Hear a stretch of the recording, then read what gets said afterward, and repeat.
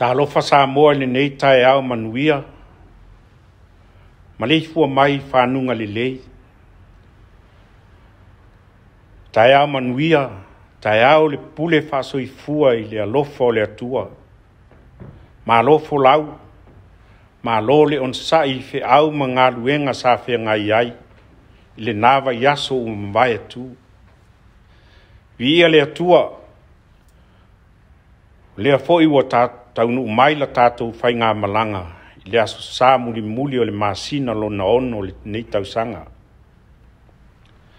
O le a tātou tapua i atu i le atua.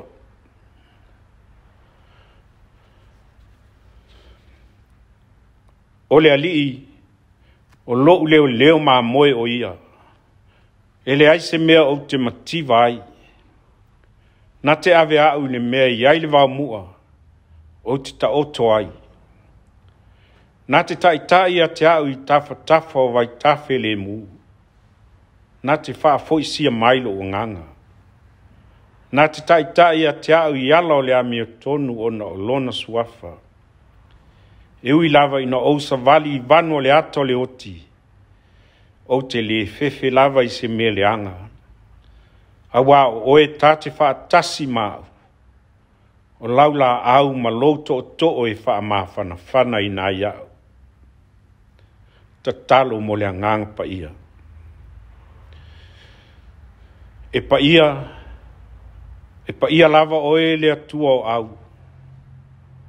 Le atua le tamā, le atua le alu, le atua le nganga pa ia. O mātou wole atu i laua fio. Se e au wai mai la mātou sau ninga nei. Whātu muina i mātou umai loa nganga. Mātou te whai ai le nei sau ninga i le awa malemi ngāo e te tau ai. Ina ia i watu mea uma i lovi inga. E o lava i le whaavavau. Whaavavau lava. Amene. Whaitau ina le tuspa ia. Fia whao ngā ina le tusi whaitau mai le tusi o le au leo le nei vai aso. Aso lua sepulu lima o iuni. Se i o i le aso mua i ulai. O le tusi whaitau mai le tusi e soto. O le matau po se fulu ma le wha. Foi po se fulu. Se i o le fulu ma le valu. E soto. E se fulu ma le wha. Foi po se fulu. Se i o le fulu ma le valu. Wha fonga o te whaitauina. O awhionga pa ia le atua. Ua whaalata i ai wharau.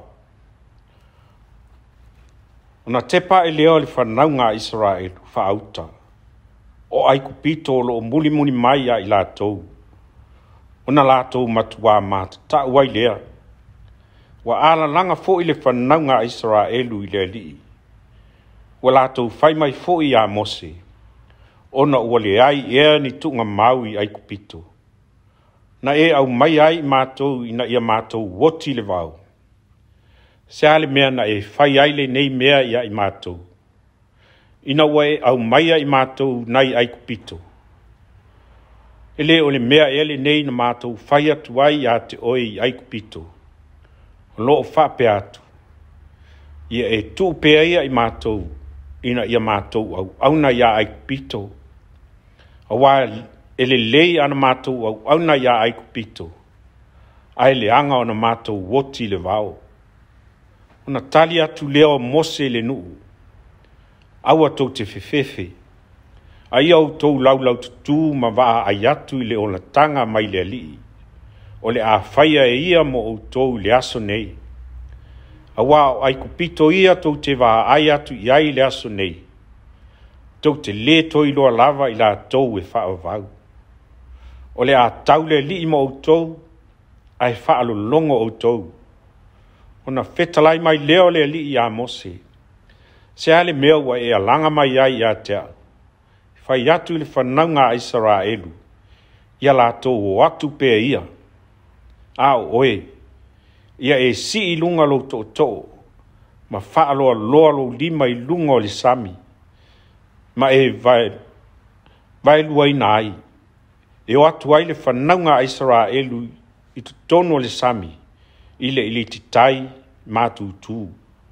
Wau foi, whaauta, o te wha maa a ina loto ai kupito, la tau te muli atu foi a te ila tau. E vi ia foi au ona o wharao, malana I tu tau au malava. Maona kariota, a toa mana au e ti e solo whanua.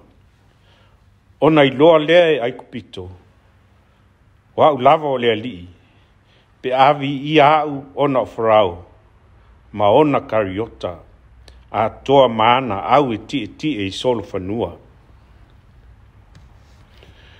Ia whaamanuia mai le tua, le tātou whaitau, ma whaalongolongo ia na fionga pa ia. Ia te ia pēr le vi inga e whaavau. Whaavau lava. Amene. Ole a maua se manatu mai le fionga pa ia le atua. E tau so ina I fo I la tātou whainga malanga I le nei fo I vai tau o le tau sanga. I le tusi sa whai tau ina e soto es fulma le wha. Ao sina vaenga le fo I pues fulma le lima. E whai tau ina wha pēr. Se hale mea wa e alanga mai ai atea. Whai atu ia I le whanaunga Israelu. Ia lātou watu pēr ia.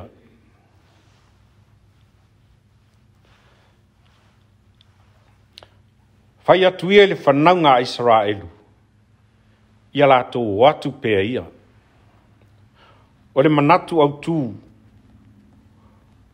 O le nei lava aso lua 15 o iuni. E tusai ma le tusi le au leo. O le malanga e alpea. The journey continue. Iso se whainga malanga. E wha moe lo na wha tau nuina. Ie o lo taitaina se malanga. O le taitai malanga foi. E I lolo na mata ala I le taime e whenga iai se whainga malanga. Ma whita, mani wha whita audi. Ai foi on mafuanga leo se tasi o moanga ngana wha Samoa o masa ni ai le au whai yuta ma le au whai tua wha. A whai o le a whatia ma luta le whainga malanga. Sisi le la afa.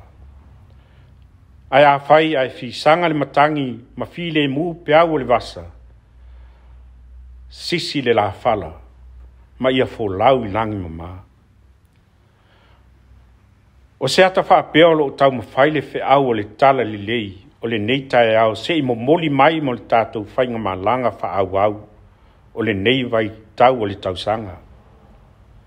O se tala maala malama, le tala sa whai tauina mai le tusia e soto le nei Taeao. O le o ese mai o Israelu mai ai kupito, I le mea sa nofo polonga ai. Ai lava sa manatu Israelu, o le lato ese mai ai pito, wa umai lo lato fea ngai ma puapua ngā, ma whaingata. Ai le o le fina ngalo lea o le atua.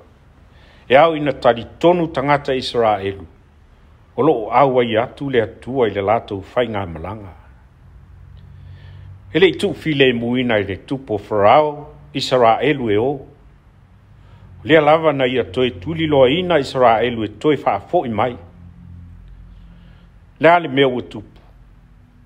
Whai mai ua wa ai mai Israelu. Wala lata atu au a Farao. Au lea foi. O loo wha lava mai luma le sami ula ula.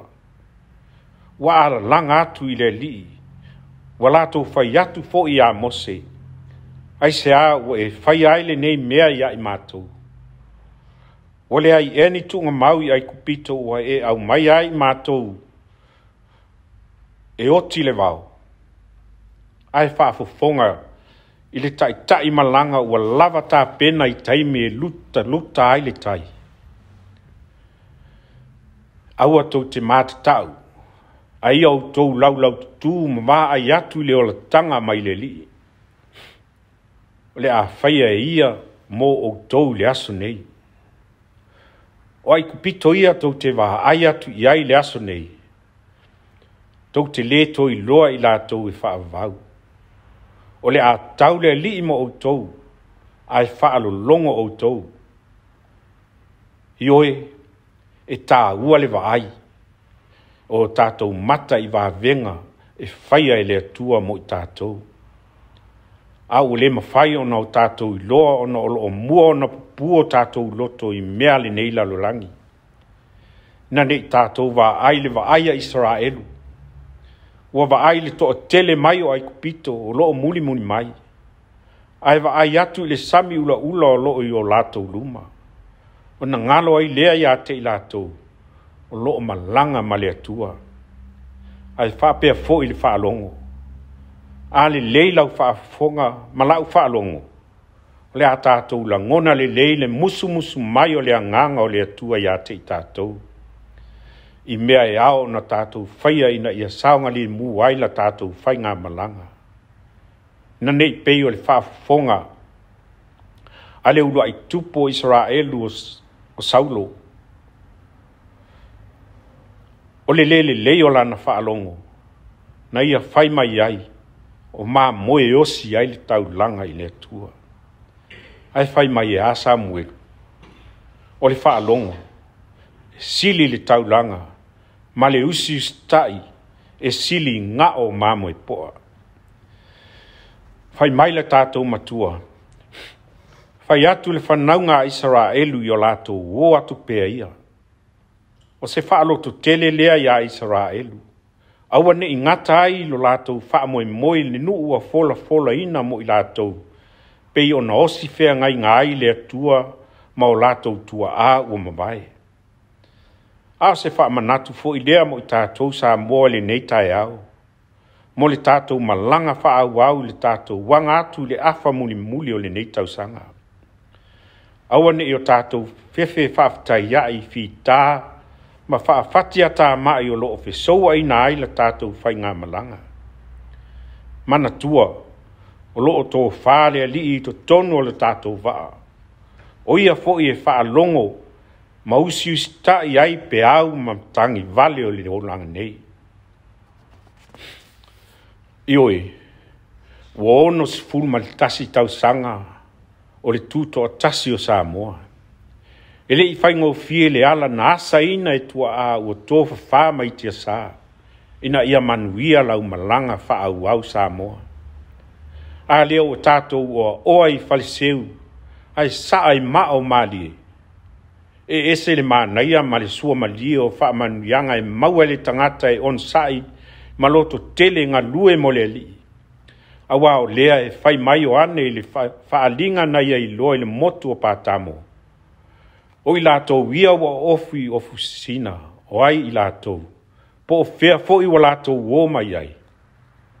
O I lātou ia e o mai nai le pua ngā tele. Ua tā fo I o lātou ufu, ma ua wha sina ina o lātou ofu le toto le tamai mā moe. E leo wha pēr mai le tuistala, o I lātou ia na nofo ma ai. A o I lātou ia, sa ngapa tia mati ngā ina I ngā lue, a wale fuanga o lalvaoa, ma le whainga malanga, alu pea. O se wha malosi fo I lea mo I tātou, mo la tātou whainga malanga. O le mea moni, wa vea le tele o wha whita auli, o lo longa, o matangi malu losi, o a wha, o tsunami, ai ale mau wha mai pe pesi wa fia ai Samoa ma le lalo langi atoa. Ai mai se I lava le popole o tai o malo le lalo langi. I le suinga o le tau, climate change. Ua pese I, ua vai foai malo tātou whaatua tua. Ma ua tātou whaapu mo ai le alofa lau tele o le atua malona a ao whai wavenga. Lei se si malo se mawhai o na ia whaafitauia. Fai mai foi Paulo i lana tusi Roma. A fai wa au mai tātou le atua. O ai se whaasanga tau mai ai tātou. E le me whaia e ni puapua ngā. E le ma whaia e ni wha mai e o lava i le oti. O na toe wha aoa lu tātou manu malo wa uma o na ta pena wha whawhine tō anga e ke riso. O la Yesu lo tātou o li. E maua o tō e puapua ngā i le lalolangi. I au tō loto te tele wa o manu malo i le lalolangi. Tātou loto te tele pea ma whātua tua i le atua. Awane i whaafewheina i tātou i wha mai ma whi tāo le o langa nei. Awa e sili atu le matau tio le atua i mea uma. O loo tū mau fo i le pule au au le atua i mea uma. O wha manatu mai le salamo a tāwita. O le alii. O loo leo ma moe o ia. Ele ai se mea o te mativai. E ui lava ina o sa vali le vanu le ato le oti. O te le fefe lava i se mea le anga. Awa o e tate wha atasi mau. O laula au ma loto to. E wha mawhana whana ina iau. Ia pe pese ia Yesu lo tātou wha aola. Malangi o na vi e a ngelu mamalu. Awa o ia e vi ia i lano nei. Awa o Yesu o ia o le tai malanga sili. Awa la tātou malanga halu pea. Na maliu ke riso ma toi tū manu malo. E whai ma whata i muanga o le tātou manu malo. Ia manuia le malanga wha au sa mua le neiva i tau o le tausanga. So i fua ona o Yesu. Amene. Tātou vivi i atu i le tua le pese iwa sifuru ma le wha. Iwa sifuru ma le wha. Le vi inga o le tua.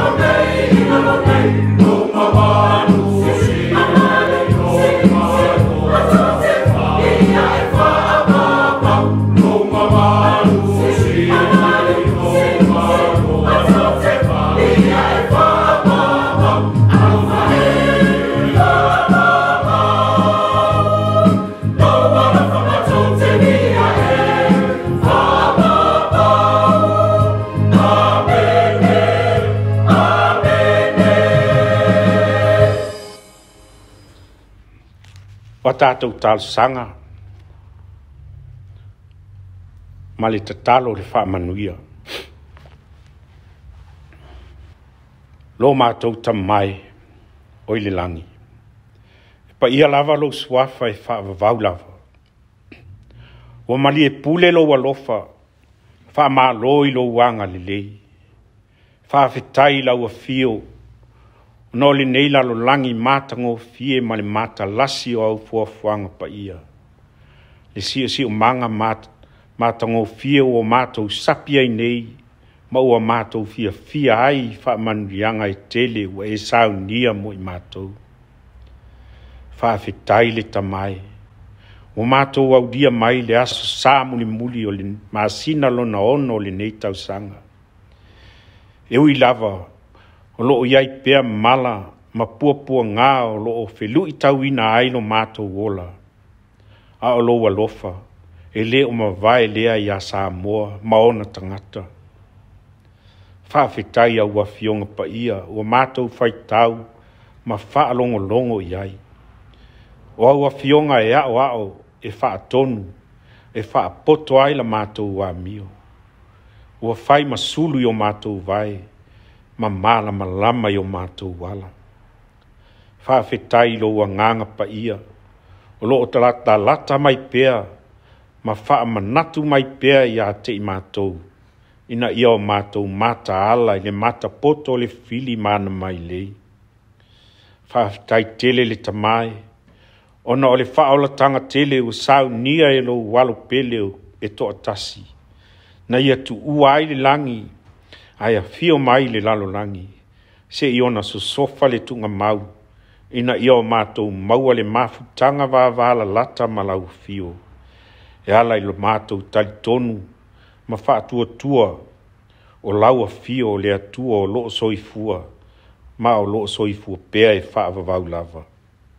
Ia i laua fio le atua poto e toa tasi, le vi inga, le whaamanu, ma le whaanetanga e whaavavau lava.